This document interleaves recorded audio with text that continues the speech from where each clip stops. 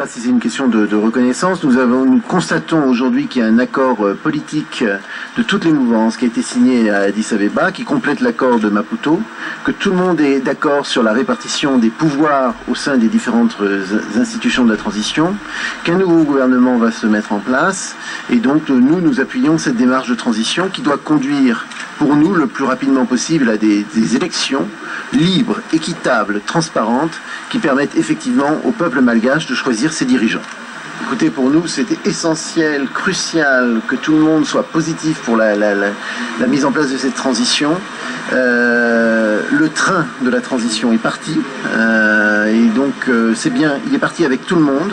Tout le monde est monté à bord, donc c'est vraiment une transition ouverte, transparente, inclusive, avec un président, 2 coprésidents, un premier ministre désigné par les différentes mouvances. Et maintenant, il est essentiel que ce train ne déraille pas.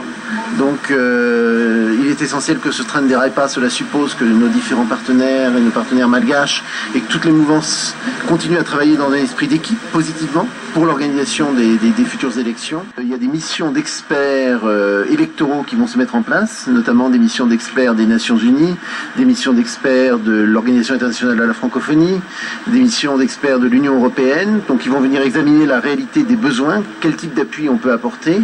Et bien sûr, ensuite, il y aura une évaluation des financements nécessaires.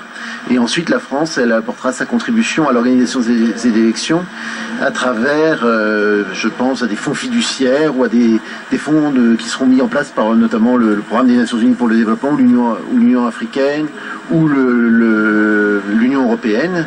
Et nous mettrons en place nos financements dans le cadre de ces expertises faites par les multilatéraux. Et ce qui nous intéresse beaucoup, c'est que dès cette semaine, des premières missions à la fois des Nations Unies et de l'OIF arrivent pour faire l'évaluation des besoins techniques pour l'organisation des futurs scrutins.